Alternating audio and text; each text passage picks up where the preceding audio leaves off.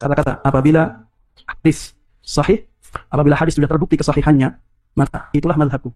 Maka itulah madhabku. Orang-orang mengatakan yang tidak menerima ya, tidak menerima sunnah atau sulit untuk menerima sunnah, berat karena berbeda dengan keadaan masyarakat, yang mengatakan perkataan tersebut tidak seperti yang kita fahami secara zahir. Tapi artinya demikian. Ada salah seorang imam besar dalam madhab Syafi'i. Beliau lebih dikenal dengan Taqiyuddin As-Subki. Beliau menulis kitab khusus perkataan Imam Syafi'i. Buku ringkas ya, tapi ini dari seorang imam dalam madhab Syafi'i dan terkenal dengan ketakwaannya dan ketinggian ilmunya. Makanya sampai dikatakan Taqiyuddin, orang yang takwa dalam agamanya. As-Subki, imam besar. Beliau ketika mengarang kitab tersebut, beliau ingin menjelaskan bahwa memang seperti itulah artinya. Memang seperti itulah, seperti yang tampak pada kita. Idza sahhal hadits fa huwa madhhabi. Pak Dr. Musyaffa Ad-Darini ini ada dua kemungkinan untuk Anda, Pak Dokter. Bisa saja Anda itu tidak mengerti, tidak pernah membaca, atau memang Anda itu sengaja untuk mengelabui jamaahnya dengan mencomot kitab Taqiyuddin As-Subki. Assalamualaikum warahmatullahi wabarakatuh. Alhamdulillah, wassalatu wassalamu ala rasulillah wa ala alihi wa sahbihi wa mawala amma ba'du. Kaum muslimin dimanapun berada dan siapapun Anda, saya tak lupa untuk mendoakan teman-teman. Semoga Allah subhanahu wa ta'ala senantiasa memberikan rahmatnya, taufiknya, hidayahnya, maghfirahnya, memberikan kelancaran rezeki, kesehatan pada kita semua. Amin. Allahumma amin. Ada salah seorang dokter Wahabi yang menjelaskan perkataan Imam Syafi'i yang sudah masyhur, idza shahhal hadis fahuwa madhhabi.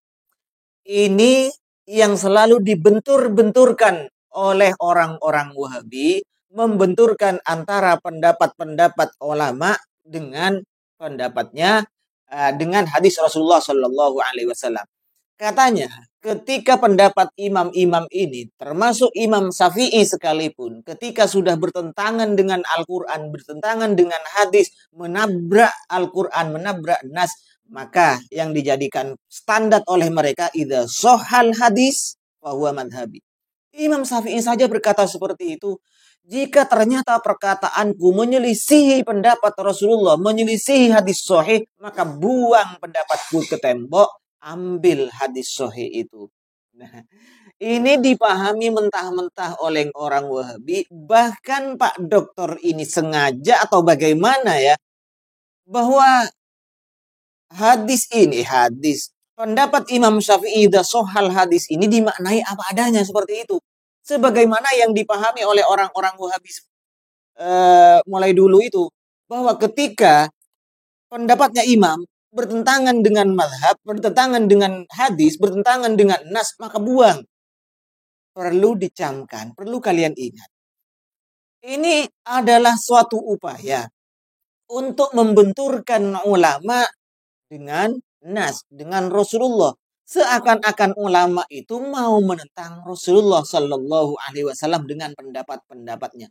Mana ada ulama yang menyelisihi pendapat? Oke, sekarang kita fokus ke Taqiyuddin As-Subki. Kata Pak Dokter itu mengarang sebuah buku. Buku ini khusus membahas kaulnya Imam Syafi'i yang sudah masyhur idza shahhal hadis itu.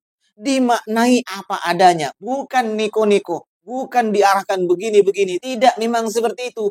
Kalau memang sah hadis, maka bertentangan dengan kaulnya Syafi'i, buang pendapat Imam Syafi'i, ambil hadis itu.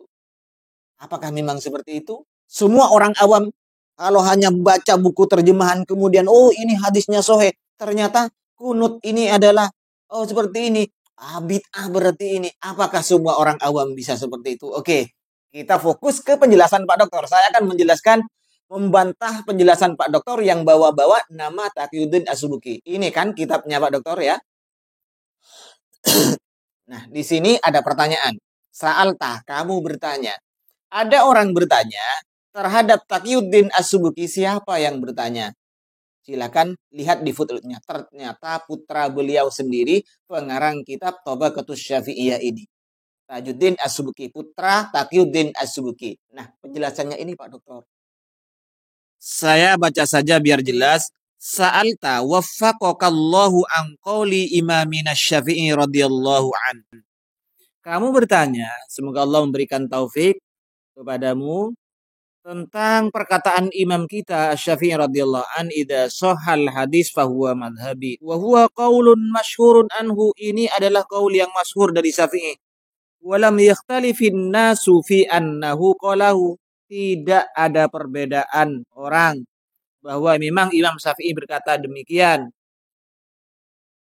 Nah, yang bertanya ini adalah putra beliau sendiri sebagaimana yang saya jelaskan tadi di awal itu. Dan juga banyak sebenarnya perkataan-perkataan Syafi'i yang senada ya. Idza wajadtum fi kitabi khilafa sunnati Rasulillah sallallahu alaihi wasallam faqulu biha wa da'u ma qultuhu. Jika kamu menemukan di kitabku ini berbeda dengan sunnah Rasulullah sallallahu alaihi wasallam, maka katakan dengan sunnah itu, buang apa yang saya katakan. Banyak seperti itu ya. Juga di bawahnya ini beliau juga menyatakan seperti ini. Ketika aku meriwayatkan dari Rasulullah sebuah hadis yang sahih dan aku tidak mengambilnya, maka saksikanlah aku ini ya. Aku bersaksi kepadamu bahwa akalku telah hilang, kata Imam Syafi'i seperti itu. Nah, dari sini kita tahu bahwa sebenarnya Imam Syafi'i itu tidak main-main. Apa yang beliau sampaikan bukan tidak berdasarkan sama sekali, bukan tidak berdasarkan Al-Quran dan hadis. Di halaman 93 bisa Pak Dokter lihat Imam Nawawi mengikuti Aba Amr bin Sholah ketika beliau itu menyatakan apa? Wa qala inna mahadha ya'ni kalam Syafi'i. Ini perkataan Imam Syafi'i yang kita dengar di awal dari sohal hadis dan lain-lain itu fiman lahu, untuk siapa ini Pak Dokter? Fiman lahu rutbatul ijtihadi fil madhab, adalah diperuntukkan untuk mereka yang sudah punya bisa naik derajatnya sampai derajat ijtihad dalam madhab, bukan untuk semua orang. Jadi fiman untuk orang, lahu bagi orang tersebut, rutbatul ijtihad sudah punya pangkat untuk berijtihad fil madhabi dalam madhab. Syaratnya bagaimana? Syaratnya pertama harus punya dzan bahwa Imam Syafi'i ini harus ghalabatul dzan bahwa Imam Syafi'i rahimahullah ini tidak menemukan hadis ini atau tidak tahu bahwa Imam Syafi'i bahwa hadis ini adalah sahih. Nah, tahunya demikian, wa hadza innama yakunu ba'da mutala'ati kutubi Syafi'i kulliha. Ini bisa dilakukan oleh orang yang sudah meneliti semua kitab-kitab Syafi'i dan lain-lain sebagainya, termasuk kitab Ashab Syafi'i yang mengambil dari perkataan Imam Syafi'i dan lain-lain sebagainya. Wa hadza syartun sha'bun qalla man yattasifu bih. Ini adalah syarat yang sangat sulit. Tidak bisa, tidak semua orang bisa mempunyai derajat, mempunyai sifat seperti itu, Pak Dokter. Selanjutnya saya terjemah saja ya, ini sudah 9 menit ya. Apa yang dikatakan oleh Imam Nawawi dan Aba Amr itu bukan menolak Imam Syafi'i dan juga bukan berarti punya fadilah yang berbeda dengan lainnya. Tapi ini semuanya untuk menjelaskan betapa sulitnya untuk sampai ke derajat ini ya. Sehingga tidak semua orang bisa sampai ke sana. Tidak semua orang tertipu, terbujuk bahwa ia langsung, oh kalau berbeda dengan hadis sahih, buang pendapat Imam Syafi'i. Bukan seperti itu. Hatta la yaghtarra bihi kullu ahadin. Agar orang itu tidak tertipu dengan perkataan-perkataan buang-buang itu. Ketika memfatwakan agama, semuanya ini harus al-bahsi taftis an adillati syar'i. Dulu itu harus membahas benar-benar meneliti dalil-dalil syar'i. Bisa dilakukan oleh orang Wahabi yang bocil-bocil baru detas itu. Nah, poinnya di sini ya, di halaman 106. Wala yata'atta an nuhudu bihadza. Tidak bisa kita langsung bangkit menggunakan perkataan Imam Syafi'i idza shahhal hadis, kita langsung kembali ke hadis, tinggalkan buang pendapat Imam Syafi'i. Ini salah, menyelisih hadis.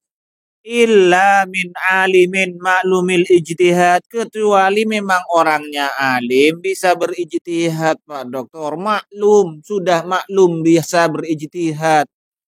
Wa huwa alladzi khatabahu Syafi'i biqaulihi. Mereka itulah, inilah yang dihitobi oleh Imam Syafi'i dengan perkataannya idza wajadtum. Tum itu siapa Pak? Kalian bocil-bocil Wahabi bukan. Mukhotobnya di sini, antum di sini maksudnya adalah alimin maklumil ijtihad, bukan ente orangnya, ya. Idza wajadtum hadisa Rasulillah sallallahu alaihi wasallam ala khilafi qauli, jika kalian menemukan hadis Rasulullah berbeda dengan ucapanku, ambil hadis itu, buang pendapatku. Siapa yang dimaksud khitabnya di sini? Kalian-kalian siapa? Adalah para mujtahid, para alim, bukan ente. Walaisa hada likulli ahadin. Ini bukan untuk semua orang, Mas Bro, ya. Betapa banyak dari hadis ini, hadisnya soheh, tapi diamalkan berbeda dengan itu. Baik berdasarkan ijma ulama, atau dari ikhtiar karena ada yang mencegah untuk diamalkan. Sebagaimana ada salah satu Ustadz Wahabi yang sudah meninggal dunia, dia mengatakan mandi di hari Jumat katanya wajib berdasarkan hadis Nabi. Apa itu? Ghuslul Jum'ati wajibun itu ala kulli muhtalimin au kama qala Nabi, seperti itu. Mandi di hari Jumat adalah wajib bagi orang yang balik. Nah, ini tidak dipakai oleh ulama, bukan tidak tahu bahwa itu hadisnya sahih, Mas Bro. Kembali ke poin di awal, ternyata apa yang ente sampaikan Pak Doktor itu berbeda dengan yang disampaikan, yang dijelaskan oleh Imam Taqiyuddin As-Subki ternyata ya Pak Doktor.